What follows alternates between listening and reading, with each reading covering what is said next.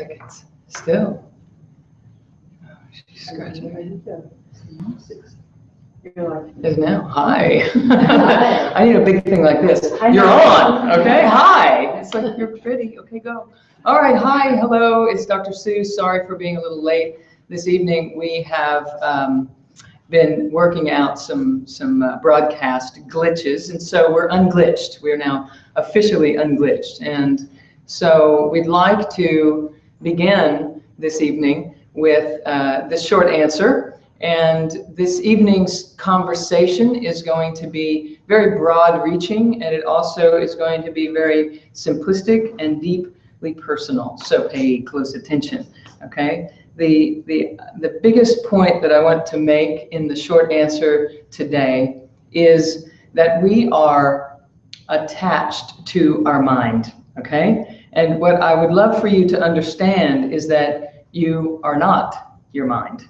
You are so much more than your mind. And of course, we know this intellectually, but what happens in life is we get infused back into the illusion, and we start believing that it's true, that we are in fact the mind. Just a second, let me set this aside. So here's how it works. You get up in the morning and you start your day, and your mind starts going. And before you know it, there's a conversation taking place inside of your head. And that conversation doesn't really have anyone that it's talking to. It's just talking, right? And it's saying things like, well, you better hurry or you're going to be late. Or, well, it's, I don't know if I should do this today or do that, or if I should say this in this situation, or if I should say that, or I'm not really sure. Oh, it's a beautiful day. Oh, let's go ahead and have breakfast before. And you're talking about it instead of just doing it, instead of just being present in the actioning. And it happens every day. It happens all the time. And it's happening even now. When you're thinking, do I do that? Do I do that? I think I might do. Maybe I don't do that. Maybe I do that. And so it's constantly editing and auditing the reality of your life. Now, what we do in our lives so much is we try to find more effective ways to steer the mind. We try to find better things to think about, or more positive things to land the mind on, or to reiterate optimism or possibility. Try to pull ourselves out of the rut that we regularly find ourselves in, which is all happening because you are, the real you, are attached to the mind. So think about it like this. We are actually spirit beings. We are actually pure energy, and we are in this dimension experiencing that as awareness. So if you think about it, the real me is awareness itself, okay? My awareness can either land on my mind, land on my body, land on my essential truth, which is very still, is very present, is very consistent and unwavering, or it can be aware of more than one of those things simultaneously.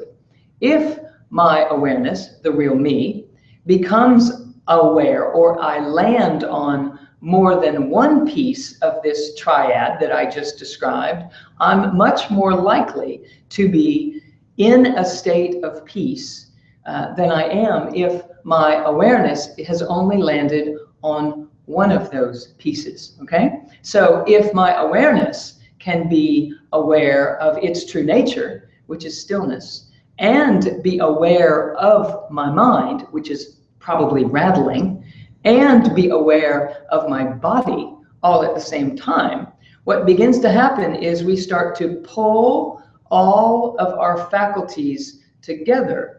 And when we weave them together, we are operating from a place of our true essential self, okay? So what happens is we don't do that very well. Have you noticed? We are primarily hooked into this dilemma of not being able to be aware of the mind and the body and the breath and the stillness in the presence of love, this vibration of love, primarily because we're attached to the mind itself. So those of you that have been in the coursework and you've seen me draw the stick figure, the energy man drawing with the lines of the etheric body around it, and then the emotional body and the mental body, and then the spiritual body. And those of you that have been in the coursework, you've learned that that spiritual body is subdivided into many more layers that we work with specifically, all the way leading out to this unified field of consciousness, the allness, the everything that isness, okay? That's the background behind everything. And our job, really, for coming here, our purpose for coming here, is to see if we can maintain our conscious integration all the way through all of those layers, all the way until we land in the physical dimension with all of our faculties intact, completely integrated. And most of us aren't, okay? And the good news is we can be. And the point is, that's the purpose of your life. The purpose of your life is to create Project Awakening. And the purpose of your life in Project Awakening is to pull your faculties back together again. So we can begin by the simple process of recognizing how often I am identified as the one who is chattering inside the head, the one that is that voice, really caught up in it and unaware of the fact that I'm on a runaway horse, I'm on a runaway train, and I don't even know it. I don't even know that there's an option. So what we want to do is recognize, time out. I want to know myself as separate from my mind, distinct from my mind, and able to engage my mind with free will, with consciousness, with intentionality when I choose, and to disengage it with free will, consciously and intentionally when I choose. So when we begin to achieve that, we become empowered beyond this realm. We become no longer a stimulus response reactive individual. In fact, we aren't even limited to a conscious and intentional individual here in the physical dimension. We are actually then available to expand our awareness to the rest of who we are, far beyond the thinking mind, the feeling, intuitive, the knowing, the eternal being. The history of all of my lineage can come forth. I can utilize everything that everyone who came before me in my lineage came to know. I can access that. I don't have to live out the stimulus response bumper car life of the karmic unfoldment. I can become causal in my life instead of living out these karmic debts or this history. What did I ever do in that last past life that I'm paying for now? What was that about? Because my life doesn't seem to be going so easily and smoothly now. Those kinds of dispositions disappear in this. Let me show you this. Here's the mind doing its yapping, okay? I wonder if I should do this. I wonder if I should do that. I wonder if I'm good enough. I wonder if I know enough. I wonder if I'm too old. I wonder if I'm too young. I wonder if I have enough money to do this. And it's so busy vibrating at a certain frequency that it can't begin to come in touch with the stillness of the real you. It can't do it. So here's you, awareness. I'm pure awareness, okay? Here I am just being aware, right? But here's what happens. Right after you step out of that meditation, you're no longer awareness. You're lunging right back in to the mind, most likely, maybe occasionally, probably all the time. But let's just say occasionally. Now I'm immersed in my mind that's yapping.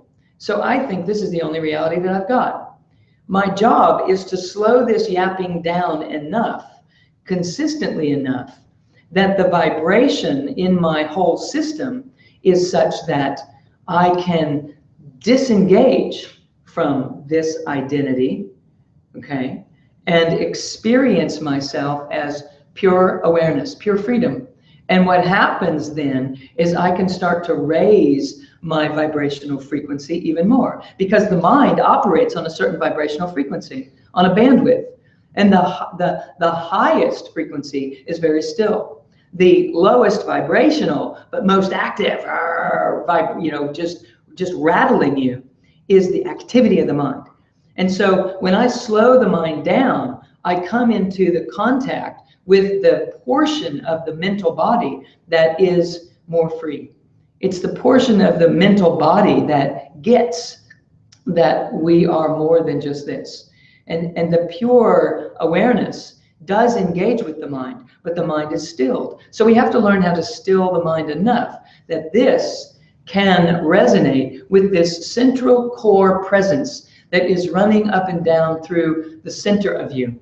It's running up and down behind the scenes. It's running up and down in the background as the real you. It's holding the space for you to be free. You achieve it when you've exhausted your resources and you just surrender. You just give up. And in that moment of stopping trying, you actually still your efforts enough to find this. This shows up in our lives like the couple who's constantly trying to have a baby. They're constantly trying to become pregnant, and years go by and it's not happening, and they're getting more and more nervous, and they're trying all of the things that science has to offer to make this happen, and it's not happening. They're getting older. Tick tock, race against time. Gotta have this family. They finally surrender and say, you know what, I've had enough. It's just too hard. So we're gonna stop all that fertility stuff, all the drugs, all the stuff that I'm trying to do to become pregnant, and we're going to adopt. So let's just surrender this noise and adopt.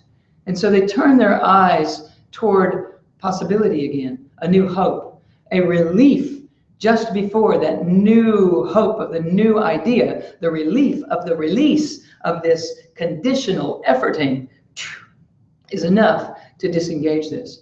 And what happens is they begin to experience their pure presence, okay?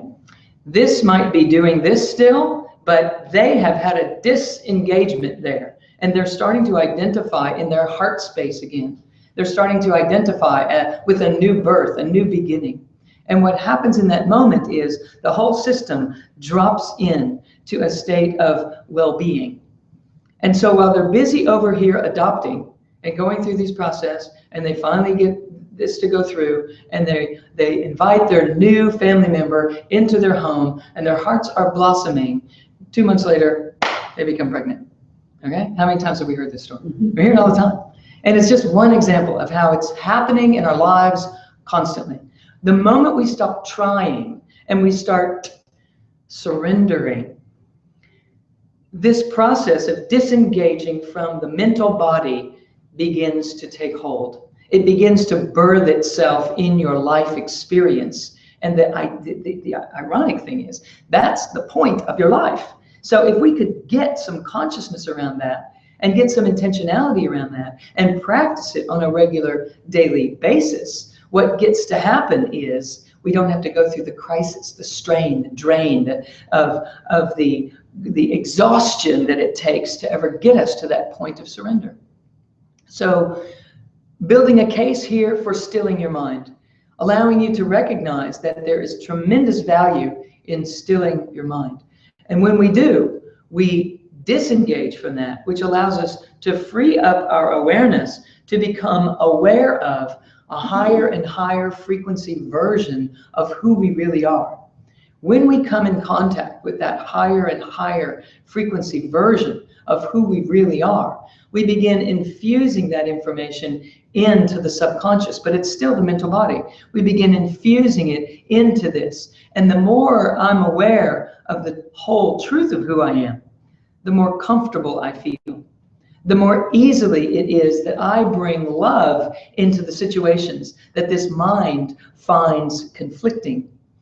It's more easily that I bring this presence forward to a mind and a life that is built on a mental body that was running crazy, trying to do the right thing, trying to help other people, trying to prove my worthiness, trying to be okay, trying to make sure that people love me, trying to be the good person. All of that trying is the same as the couple that was trying too hard to do a good thing in their lives. And when they surrendered, it fell into place.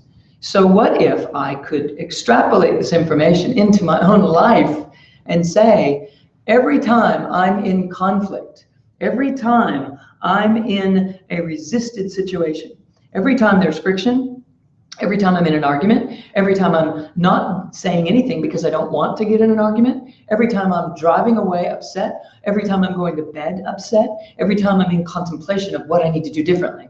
The contemplation itself is not enough. It will never get us there. There is a surrender that has to happen in order for us to come into contact with the part of us that is actually willing to hear and willing to be present. But until we still the mind enough, it's nearly impossible for us to identify with receiving what another person is saying in an argument. It's nearly impossible for us to identify with the fact that in all of our good efforts, we're actually making it impossible for resolution because our intention is good, our hearts are in the right place, we feel like we're doing everything that we could possibly do. And I assure you that you're not. As if you were, things would be feeling like resolve. Things would be feeling like a new celebration. Things would be feeling like a brand new look on life every single day. Every single experience would be a possibility. Every single old experience would feel new if we were truly doing everything that we could do. And here's what we have to do to get there. Here's what we have to do to disengage from this mind. The moment that you recognize yourself having a conversation in there, you simply stop it. You simply love it compassionately. You simply notice that it's happening. Because the noticer is the pure awareness. You just notice that you're doing that. And when you notice it, if you will take deep breaths up and down through your body and do the work that we do in the coursework of the energy codes, you will anchor your awareness in this essential self to the degree that you don't have a tendency tomorrow when you get up to lunge right back into that mind and build those same circuits. Here's the deal. Our culture of personal development and spiritual development and self-healing, etc., is preoccupied with training the brain to behave differently. And I assure you that that action will become so much easier for you if you're doing it from a place of your deeper authenticity, your deeper, most essential self, this pure place right here. But the only way that we can even come in contact with this, not associated with this, is to allow this disengagement for just short periods of time. For split seconds, it can have a world of difference. We just have to set ourselves up to have the opportunity for a split second of experience of our true essential selves. And so what I'm going to say in this short answer is, as a to-do, because the mind wants to know, okay, I'm interested in not rattling, just tell me what to do, just tell me what to do, just tell me what to do. What to do is to stop doing, okay? What to do is to stop doing and to start being. Okay, how do I do that? How do I do that? I don't know how to stop being. I don't know how to do that. If I don't be rattling, I don't know who I am. I have to be rattling because all of my life I've been thinking, and I've been thinking good, and I've been good at it, and I've been rewarded, so I have no reason to believe that it's not a good idea to keep doing this, except for the fact that I'm miserable inside of all my success. And never mind that. Okay, you got that? There's that detail. Okay, well, let's just time out. That's reason enough, okay? You get to make it feel good in your life. In fact, that's the purpose of your life. And so tick tock, it's happening. Life is unrolling. Where were you 5 years ago? How fast did the last 10 years go by? Tick tock, okay? So not to put pressure on you, I'm just saying, here's what you do. We got to stop trying and start being. So I'm going to ask you to provide 10 minutes for yourself every day. I'd love for it to be 20, but if you'll give 10, bravo. And set your smartphone to tell you when 10 minutes is up so that your doer isn't all into watching the clock and justifying its engagement again. Gotta look. No, you're plugging in, sabotaging yourself. So set a timer. It's going to tell you when time's up. so that you can completely let go. Sit up strong and straight in your spine and soft in your body. Don't lean against the back of your chair when you're doing it. Don't lay in bed and try to do this, because as soon as you boom, you're asleep, because there is a huge avoidance tendency, because you're moving into uncharted territory as far as the thinker is concerned. It's like, what do you mean? If I'm not thinking, I don't have a job, and if I don't have a job, I'm going to die. And so if I die, then who am I, right? That's the whole reality that keeps us contained in the box of the mental body. So you sit for 10 minutes. And I'd love for you to breathe through your body slowly. See how slow you can get your breath. If you can slow your breath down to a 12 count on an inhale, which doesn't go like this, 1, 2, 3, 4, 5, 6, 7, 8, 9, 10, 11, 12. Okay, it's 1, 2, 3, 4, 5, even slow it down, 6, 7, like that, 8. Now you're in rhythm with the pulsation of all of creation, the universal pulse. 9, 10, okay? You're breathing in that rhythm. So, in fact, move your hands with me for a moment. 1, 2, 3. And then you can even get a little qigong in with it and feel the energy between your hands. 4, 5, 6. There's energy. There's a ball of energy right there. 8, 9. Even more so, right there. That's it. Now you'll feel it. That's the pulse. That's the universal pulse that we're looking for. Okay? You slow your breath down to that rate. Get it to a 12 count. And it's going to automatically slow your mind. When you slow the breath, you will automatically slow the mind. When you slow your breath, you will automatically slow your mind. When you slow the breath, you will automatically slow the mind. And then I would love for you could do that the whole 10 minutes. Just counting 12 in, counting 12 out. Counting 12 in, counting 12 out. It will serve you more than anything else you did today. And if the mind is getting that rhythm, and then it starts going over to the to-do list, you give it a mantra, you give it a repeat, you give it something to say over and over and over and over and over to itself. The same thing. It could be Om, Om Namah, Om Ma, So Hum, whatever. It could be God. It could be so what. It could be anything. Okay? So these tones, they play a role. And most importantly, they occupy the mind in this moment. And as we do that, you may find yourself slipping out of that from time to time. And then you'll notice, oh, I forgot to be saying, I'm saying it again, boom. You don't really know where you were right before then, but now you know that you weren't saying it. So you come back online and you start saying it again. And you follow your slow breath, okay? And you bring the breath and the sound together. When all that happens, you're starting to pull mind, body, breath together again. And you're slowing the whole vibration down enough, because this is pure stillness. And if this is rattling, pure stillness doesn't stand a chance. No way. So we got to slow this down so that it gets in the neighborhood of stillness. Even an inkling in that direction will serve tremendously to allow you to begin to soar. Because the truth of you is destined for so much more than your mind has been dictating for you. And so by engaging in this simple practice, and then diving in to where we're headed with the masterclass conversation, where we're headed in the Energy Codes coursework, will allow you to refine this to a degree that you will absolutely unfold in a life you had no idea was possible for you. So we're about to start the masterclass in just a few moments, and I'll see you there. And know that soon we're headed to all kinds of things on the road again, and one of which is the Celebrate Your Life conference with a lot of tremendous speakers that are coming together in Phoenix in November. And it is the first weekend of November. So I hope to see you there. If you don't have plans to go, get them made, and I'll see you there because it's going to be transformational. One of the keynote speakers was to be Wayne Dyer, and I want to just take a moment to thank him for the amazing contribution that he has made to the study of consciousness and the awareness. The first time that I heard him speak, I was humbled for two reasons. Number one, that there was such majesty on the stage, and number two, because I knew what he was going to say as he was saying it.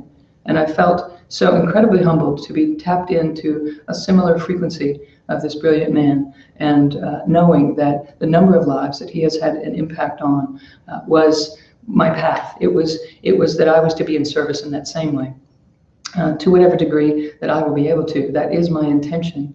And thank you, Wayne, for the amazing contribution that you have made. And thank you for all of the lives that you have touched. And thank you for the yes that you are saying. We'll be right back with the masterclass. Namaste.